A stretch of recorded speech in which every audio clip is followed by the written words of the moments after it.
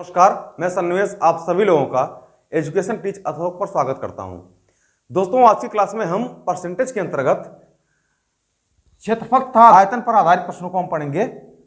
आज हम इस टॉपिक की चर्चा करेंगे जो क्षेत्रफल और आयतन पर आधारित होंगे। मित्रों, यदि आप हमारे चैनल से पहली बार जुड़े हैं तो आप वीडियो को लाइक करते रहिए, शेयर करते रहिए और सब्सक्राइब करते रहिए। और दोस्तों, एक बात और बताना चाहता हूं आप लोगों को कि एक चैनल है टाइम्स, यहाँ पर मैं कंप्लीट रीजनिंग पढ़ा रहा हूँ आपको फ्री ऑफ कास्ट। तो इस चैनल को भी आप लोग सब्सक्राइब करते रहिएगा, लाइक और शेयर करते रहिएगा ताकि सभी बच्चों को इसका फायदा मिल सके। जो लोग इस चैनल से पहली बार जुड़ेंगे वो सब्सक्राइब कर लेंगे, परम टाइम्स को भी सब्सक्राइब कर लेंगे ताकि आपको सबसे पहले वीडियो की नोटिफिकेशन प्राप्त होती रहे। तो आइए मित्रों, आज की क्लास का हम पहला क्वेश्चन लेते हैं। देखिए, क्वेश्चन है हमारा, बहुत ही प्यारा क्वेश्चन है। क्वेश्चन कह रहा है कि यदि किसी आयत की लंबाई में 20% की वृद्धि तथा चौड़ाई में 10% की कमी कर दी जाए तो आयत के क्षेत्रफल पर क्या प्रभाव पड़ेगा। किसी आयत की लंबाई में 20% की वृद्धि, बात को समझिएगा। मान लेते हैं कि ये लंबाई है, ये है हमारा लंबाई और ये है चौड़ाई और ये हो गया हमारा क्षेत्रफल। ठीक है, ये लंबाई है, ये चौड़ाई है, ये है क्षेत्रफल। यहां प्रारंभिक चीजें हम लिख दे रहे हैं और यहां पर है आपका वर्तमान चीजें, करंट चीजें हैं। ठीक है, लंबाई में 20% की वृद्धि, बात को ध्यान से समझिए। 20% की फ्रैक्शन वैल्यू होती है 1/5। तो जो नीचे वाली चीजें होती हैं, जो ये वाली चीजें होती हैं, ये प्रारंभिक चीजें होती हैं, यानी प्रारंभिक लंबाई होगी। और 5 का 20% कितना होगा? 1 होगा। तो लंबाई में 20% का वृद्धि का मतलब हुआ कि यदि प्रारंभिक लंबाई हमारी 5 है तो वर्तमान में 5 का 20% बढ़ा है, मतलब 1 बढ़ा है, तो बढ़कर होगा कितना? 6, यानी वर्तमान में हमारी लंबाई 6 हो जाएगी। चौड़ाई में 10% की कमी की जाती है, 10% की फ्रैक्शन वैल्यू हो जाएगी आपकी 1/10। यानी अगर प्रारंभ में हमारी चौड़ाई, प्रारंभिक चौड़ाई 10 थी तो वर्तमान में 1 कम हो जाएगी, क्योंकि कमी हो रही है ना। तो वर्तमान 10 से 1 कम होगी तो हो कितनी जाएगी? 9। अब यहां पर क्षेत्रफल निकालेंगे तो क्षेत्रफल बराबर लंबाई गुणे चौड़ाई होता है। तो यहां से कैलकुलेट करेंगे तो 10 25 हो जाएगा 50 और ये हो जाएगा आपका 9 छक 54। तो मित्रों, आप देख सकते हैं कि ये प्रारंभिक क्षेत्रफल अगर 50 था तो वर्तमान में कितना है? 54 है। 4 बढ़ रहा है किस पर? 50 पर। तो 100 पर कितना? तो इसको कैलकुलेट करेंगे 50 दूना 100, 4 दूना 8%। क्योंकि प्लस में आ रहा है यानी वृद्धि हो रही है। तो कुल मिलाकर के जो क्षेत्रफल होगा उसमें 8% की वृद्धि हो जाएगी। क्षेत्रफल में 8% की वृद्धि हो जाएगी। अब मित्रों, इस क्वेश्चन को एक और तरीके से समझते हैं। यह तरीका आपके लिए, इसको स्क्रीनशॉट ले लीजिए। यह तरीका आपको बहुत ही अच्छा तरीका है और इससे क्वेश्चंस किसी भी प्रकार से घुमाकर पूछ देगा अगर, तो आप बहुत इजी तरीके से सॉल्व कर सकते हैं। देखिए क्वेश्चन ध्यान से देखिएगा। लंबाई और चौड़ाई का जब भी गुणा होता है तो क्षेत्रफल का निर्माण होता है। जब भी लंबाई और चौड़ाई का गुणा होता है तो क्षेत्रफल का निर्माण होता है। ठीक है, क्वेश्चन में कह रहा है कि यदि किसी आयत की लंबाई में 20% की वृद्धि, 20% की वृद्धि का मतलब हो गया कि 1/5। यानी अगर प्रारंभिक ओरिजिनल लंबाई अगर हमारी 5 थी तो वर्तमान में 1 बढ़कर के कितना हो जाएगी? तो इसको लिखेंगे कैसे? ध्यान दीजिएगा। अगर प्रारंभिक लंबाई 5 थी तो 1 बढ़ रही है तो इसको हम लिख सकते हैं 6/5। बहुत ही अच्छा तरीका है, इस बात को ध्यान दीजिएगा। चौड़ाई में 10% की कमी, 10% बोले तो 1/10। यानी अगर हमारी ओरिजिनल चौड़ाई 10 थी तो वर्तमान में 1 कम होगा, 1 कम होगा तो इसको लिख सकते हैं कि 9/10। अब क्षेत्रफल कितना निकल के आ जाएगा? क्षेत्रफल यहां से कैलकुलेट कर दीजिए। अगर कुछ काटने लायक है तो काट दीजिए। 2 3 6, 2 5 10, तो ये हो जाएगा 9 त्रिक 27 बटा में 5 5 25।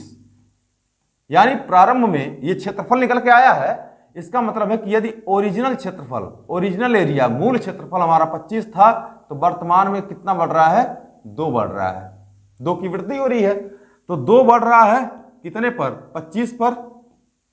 तो 100 पर कितना, मतलब कितने परसेंट? 25 चौक को 100, 4 दूना 8%, यानी 8% की क्या हुई? वृद्धि। 8% की वृद्धि हो गई, यानी ऑप्शन नंबर आपका ए करेक्ट हो जाएगा। ऑप्शन नंबर ए करेक्ट हो जाएगा। बहुत ही अच्छा तरीका है, एक लाइन में क्वेश्चन लगता है, इससे उतार लीजिए इसको। अगला प्रश्न देखिए, सेम ऐसे ही है, बहुत ही प्यारा क्वेश्चन है। क्वेश्चन ये कह रहा है कि यदि किसी आयत की लंबाई में 33 से 1/3% की वृद्धि तथा चौड़ाई में 16 से 2/3%, ध्यान दीजिएगा ये 33 से 1/3% है और ये है आपका 16 से 2/3% की कमी कर दी जाए तो आयत के क्षेत्रफल पर क्या प्रभाव पड़ेगा। उम्मीद करता हूं कि आप लोग क्वेश्चन पढ़ लिए होंगे। सेम ऐसे ही क्वेश्चन है मित्र। ये आपकी लंबाई हो गई, ये लंबाई है, ये आपका चौड़ाई है। लंबाई और चौड़ाई का जब भी गुणा होगा तो क्षेत्रफल का निर्माण हो जाएगा। ठीक, अब यहां पर आप देख सकते हैं कि लंबाई में 33 से 1/3% की वृद्धि हो रही है। तो मित्रों मैं बता दूं आपको कि 33 से ही 1/3% का मतलब होता है 1/3, यानी जो हमारी लंबाई है वो 3 से 1 बढ़ जा रही है, तो इसको लिख सकते हैं 4/3। चौड़ाई में 16 से 2/3% की कमी हो रही है। 16 से 2/3% का मतलब होता है 1/6, यानी अगर प्रारंभ में हमारी चौड़ाई 6 थी तो वर्तमान में 1 कम हो गई, तो इसको लिख सकते हैं 5/6। क्षेत्रफल कितना निकल के आ जाएगा? देख लीजिए, कुछ काटने लायक है तो काट दीजिए। 2 दूना 4, 2 तिया 6, निकल के आएगा 10/9। भाई 10 ये हो जाएगा, नीचे हो जाएगा आपका 9। यानी यदि ओरिजिनल क्षेत्रफल, हमारा मूल क्षेत्रफल ओरिजिनल एरिया 9 था, तो वर्तमान में 1 बढ़ रहा है। भाई 9 से 10 हो रहा है, 1 बढ़ा है कितने पर? 9 पर।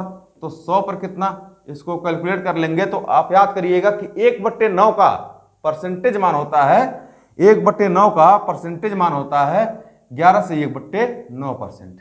11 से ही 1/9%, यानी ऑप्शन नंबर हमारा कौन सा सही हो जाएगा मित्र? ऑप्शन नंबर हमारा ए वाला, क्योंकि वृद्धि हो रहा है ना, प्लस है, तो 11 से 1/9% की वृद्धि हो जाएगी। स्क्रीनशॉट ले लीजिए इसका।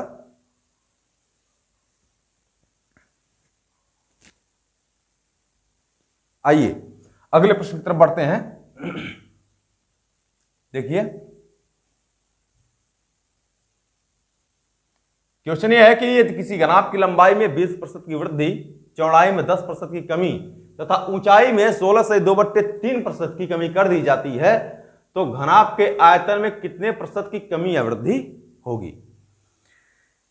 तो मित्रों एक बात याद रखिए, आपको एक बात पता होगी कि जो घनाभ की लंबाई, जो घनाभ का आयतन होता है, जो घनाभ का आयतन होता है वो क्या होता है? लंबाई गुणे चौड़ाई गुणे ऊंचाई बराबर घनाभ का आयतन। घनाभ का आयतन होगा लंबाई गुणे चौड़ाई गुणे ऊंचाई, यही आपका घनाभ का आयतन होता है। क्वेश्चन में कह रहा है कि यदि किसी घनाभ की लंबाई में 20% की वृद्धि, अब मैं बार बार लिखूंगा नहीं, मैं डायरेक्ट बोल रहा हूं। 20% को लिख सकते हैं आप 1/5, यानी 5 से 1 बढ़ा है तो इसको लिख देंगे 6/5। ठीक, चौड़ाई में 10% की कमी, 10% बोले तो 1/10, यानी 10 पहले था तो 1 की कमी हुई 9/10। ऊंचाई में 16 से 2/3% की कमी कर दी जाती है। 16 से 2/3% बोले तो 1/6, यानी पहले अगर 6 था तो वर्तमान में 1 कम हुआ है, यानी लिख सकते हैं 5/6। आयतन कितना निकल के आएगा? अगर कुछ काटने लायक है तो काट पीट दीजिए इसको, आपको यहां से दिख जाएगा कि 5 से 5 कटेगा, ठीक है, और 3 दूना 6 हो गया, 3 दूना 6। अच्छा ये तो 6 से 6 कट जाएगा कंप्लीट, ठीक है, ये तो 6 से 6 कंप्लीट कट ही गया, ठीक है, और कुछ नहीं कटेगा। तो ओवरऑल निकल के आ जाएगा 9/10। ओवरऑल निकल के आ जाएगा 9/10, यानी प्रारंभिक, अगर प्रारंभिक आयतन 10 था तो वर्तमान में कितना है? 1 कम हुआ है। 1 कम हुआ है मतलब 9 हो गया तो 1 कम हुआ है, कितने पर? 10 पर। तो 100 पर कितना आपका देंगे? 10% की कमी, आपका देंगे 10% की कमी, यानी ऑप्शन नंबर आपका कौन सा सही हो जाएगा? ऑप्शन नंबर आपका 10% की कमी, सी ऑप्शन आपका करेक्ट हो जाएगा। सी ऑप्शन आपका करेक्ट हो जाएगा। देखिए इतना बड़ा क्वेश्चन था लेकिन एक लाइन में लग गया है, बहुत ही अच्छा तरीका है ये। उतार लीजिए इसको। अगले प्रश्न की तरफ आते हैं। देखिए बहुत ही अच्छा प्रश्न है ये। कह रहा है किसी बेलन के आधार की त्रिज्या में 25% की कमी तथा ऊंचाई में 11 से 1/9% की वृद्धि कर दी जाती है तो बेलन के आयतन में कितने प्रतिशत की कमी या वृद्धि होगी। ठीक है, उम्मीद करता हूं कि आप लोगों ने क्वेश्चंस को पढ़ा होगा। तो मित्रों आप यहां पर देख सकते हैं,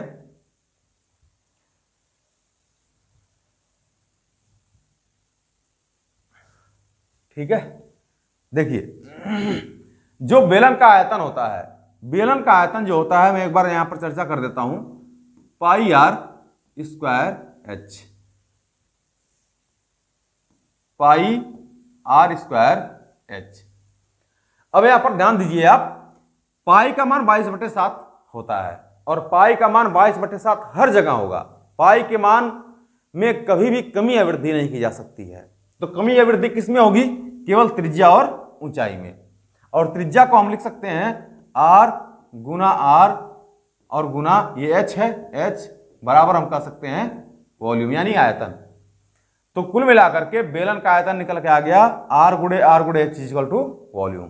ठीक है, अब यहां पर देख लीजिए, क्वेश्चन कह रहा है कि किसी बेलन के आधार की त्रिज्या में 25% की कमी, 25% की कमी, 25% की कमी का मतलब हो गया 25% बोले तो 1/4, यानी पहले अगर त्रिज्या उसकी 4 थी तो वर्तमान में, पहले त्रिज्या 4 थी, वर्तमान में 1 की कमी हुई है तो इसको लिख सकते हैं 3/4। त्रिज्या ये है तो ये भी, इसमें भी कमी होगी, ये भी हो जाएगा 3/4, फर्क तो पड़ेगा नहीं।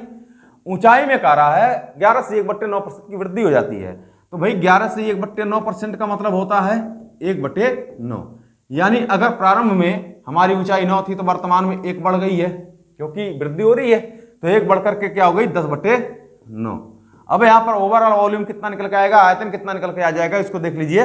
यहां पर 3 से आप इसको काट देंगे, 3 त्रिक का हो जाएगा 9, 3 त्रिक का 9 और कुछ कटेगा इधर से, 2 5 10, 2 दूना 4, ठीक है, और ये 3 से 3 ये भी कट जाएगा।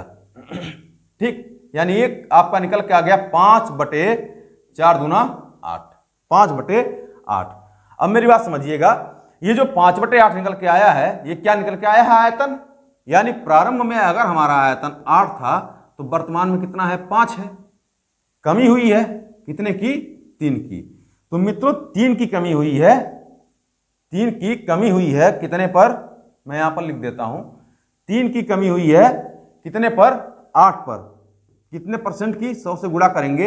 एक बात याद रखिएगा कि 3/8 का परसेंटेज मान होता है 37 से 1/2%, यानी 37 and 1/2%।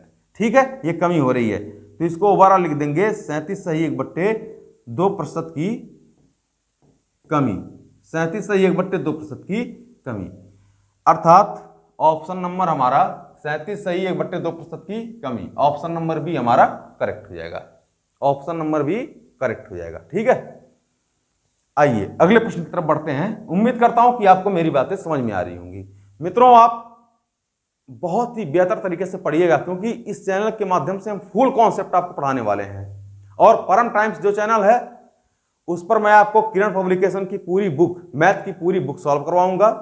दूसरी बात, प्रेजेंट टाइम में मैं रीजनिंग का कंप्लीट कोर्स पढ़ा रहा हूं उस पर।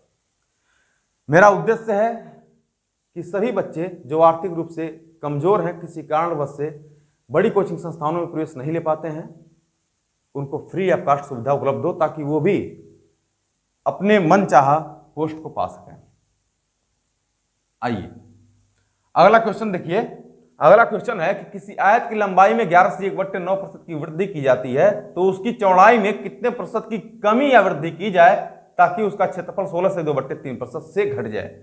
मेरी बात ध्यान समझिएगा, यहां पर लिखा हुआ एक लैंग्वेज 16 से 2/3% से घट जाए या 16 से 2/3% घट जाए, कोई फर्क नहीं पड़ता इससे।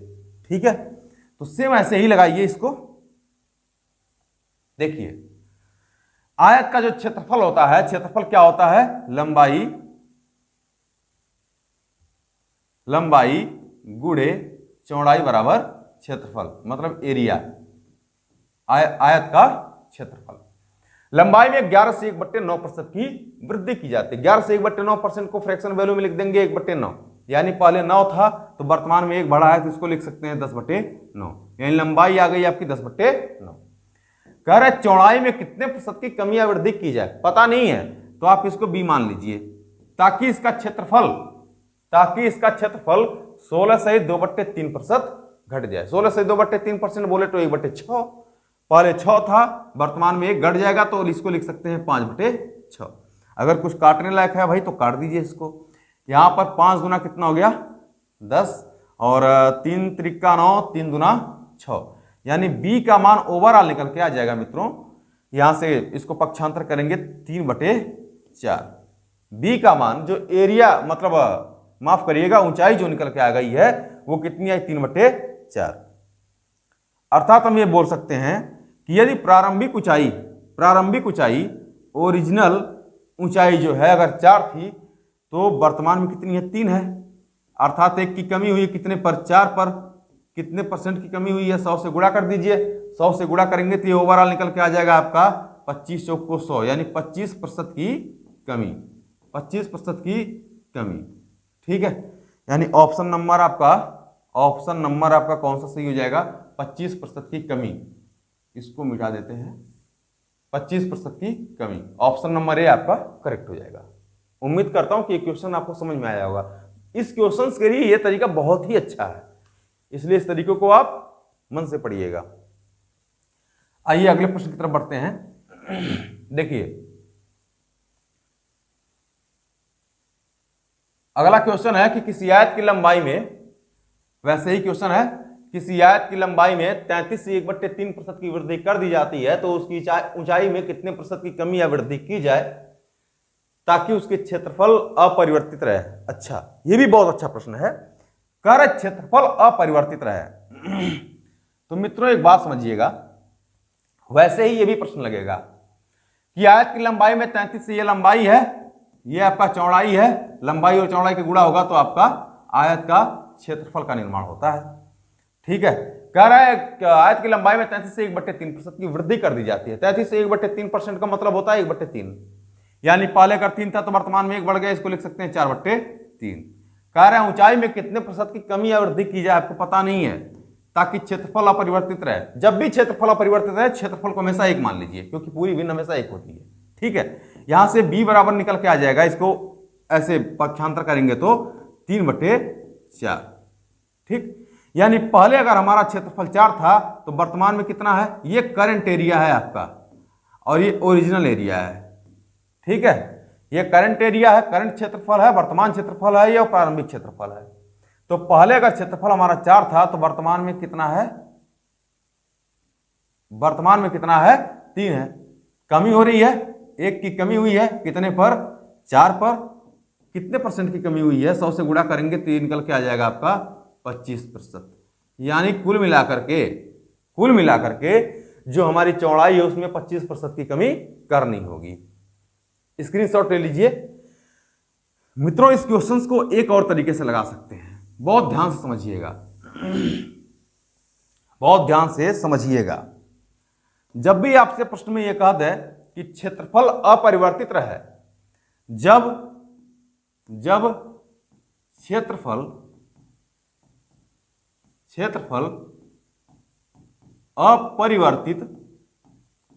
अपरिवर्तित रहे, तो जब क्षेत्रफल अपरिवर्तित रहे तो लंबाई बराबर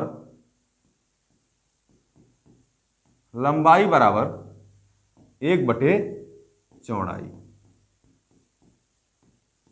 इसको उतार लीजिएगा, बहुत खतरनाक कॉन्सेप्ट है ये।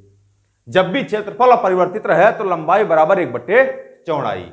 इसका क्या मतलब है, इसको मिटा देते हैं हम। ठीक है, और इसको थोड़ा सा हम छोटा कर लेते हैं।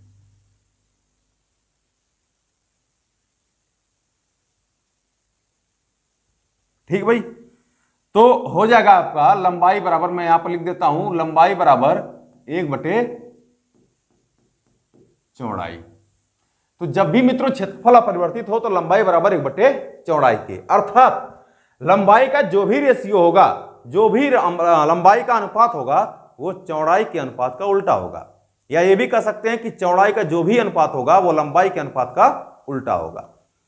सेम कॉन्सेप्ट यहां पर है, कह रहा है किसी आयत की लंबाई में 33 सही 1/3%, 33 सही 1/3% की वृद्धि कर दी जाती है। 33 सही 1/3% का मतलब होता है 1/3। यहां पर हम लिख लेते हैं लंबाई और यहां पर लिख लेते हैं हम चौड़ाई। ठीक है, अब यहां पर यही कह रहा है कि किसी आयत की लंबाई में 33 से 1/3% की वृद्धि की जाती है। यानी अगर प्रारंभिक लंबाई हमारी 3 हो तो वर्तमान में एक वृद्धि होगी, वृद्धि हो रही है, तो 3 से कितना हो गया 4। यानी जो लंबाई का अनुपात निकल के आया है वो 3 संबंधित 4 आ गया। तो अगर क्षेत्रफल अपरिवर्तित है तो लंबाई का अनुपात चौड़ाई के अनुपात का उल्टा होगा। तो अगर लंबाई का अनुपात 3 संबंधित 4 है, चौड़ाई का अनुपात कितना हो जाएगा 4 संबंधित 3। ये प्रारंभिक चीजें हैं, ये वर्तमान चीजें हैं। ये प्रारंभिक चीजें हैं आपकी और ये आपका वर्तमान चीज है। यानी अगर प्रारंभ में आपकी चौड़ाई 4 थी तो वर्तमान में कितनी है 3 है। एक कम हो रही है कितने पर 4 पर। कितने परसेंट की 100 से गुणा करेंगे, ये हो जाएगा आपका 25%। यानी 25% की चौड़ाई में कमी करनी होगी। ऑप्शन नंबर आपका सी करेक्ट हो जाएगा। ठीक है, उम्मीद करता हूं कि ये कॉन्सेप्ट आपको समझ में आया होगा। आइए अगले प्रश्न की तरफ बढ़ते हैं। देखिए मित्रों, अगला प्रश्न है हमारा, इस क्वेश्चन को कर लीजिए हम लोग। अगला जो प्रश्न है ये बहुत प्यारा क्वेश्चन है, सेम वैसे ही प्रश्न है। आप लोग एक बार इसको पढ़िए और लगाइए। ठीक, सेम वैसे ही प्रश्न है। कह रहा है कि किसी आयत की लंबाई में 16 से 2/3% की कमी कर दी जाती है, तो उसकी चौड़ाई में कितने प्रतिशत की कमी या वृद्धि की जाए ताकि उसका क्षेत्रफल अपरिवर्तित रहे। ठीक, तो मैंने बताया है कि अगर क्षेत्रफल अपरिवर्तित रहे तो लंबाई में आपकी क्या हो रही है, कमी हो रही है। कितना 16 से 2/3% की। तो भाई 16 से 2/3% की कमी बोले तो 1/6। यानी प्रारंभ में हमारी लंबाई 6 थी, ये ओरिजिनल लंबाई है हमारी। अगर प्रारंभ में हमारी लंबाई 6 थी तो वर्तमान में 1 कम हो रही है। 1 कम होकर हो कितनी गई 5। तो मित्रों लंबाई का अनुपात, यदि लंबाई का अनुपात हमारा 6 संबंधे 5 है तो चौड़ाई का अनुपात कितना हो जाएगा, आप कहेंगे 5 संबंधे 6। यानी प्रारंभ में अगर हमारी चौड़ाई 5 थी तो वर्तमान में 6 है। 1 बढ़ रहा है कितने पर 5 पर, तो 100 पर कितने परसेंट की वृद्धि होगी, तो 5 विषम हो जाएगा 100। यानी ओवरऑल हम इसको कह सकते हैं कि 20% की वृद्धि करनी होगी। 20% यानी 20% की वृद्धि करनी होगी और 20% की वृद्धि करनी होगी। इसका मतलब है कि ऑप्शन नंबर ए करेक्ट है आपका। ऑप्शन नंबर ए करेक्ट है। ठीक है, स्क्रीनशॉट ले लीजिए। तो मित्रों उम्मीद करता हूं कि आज की क्लास आपको पसंद आई होगी और क्षेत्रफल तथा आयतन पर आधारित जो भी प्रश्न बन सकते हैं परसेंटेज के अंतर्गत वो सभी हमने पढ़ा है। मित्रों आप लोग अगर हमारी वीडियो आपको पसंद आ रही हो तो आप उसको लाइक करें, शेयर करें और सब्सक्राइब करते हैं। और आप परम टाइम्स चैनल को भी लाइक, शेयर और सब्सक्राइब करते रहें ताकि आपको सबसे पहले हमारी वीडियो की नोटिफिकेशन पहुंचती रहे। उस पर भी हम कंप्लीट रीजनिंग का बैच पढ़ा रहे हैं, तो उसको भी आप लोग सब्सक्राइब करते रहें। धन्यवाद मित्रों, बाय बाय।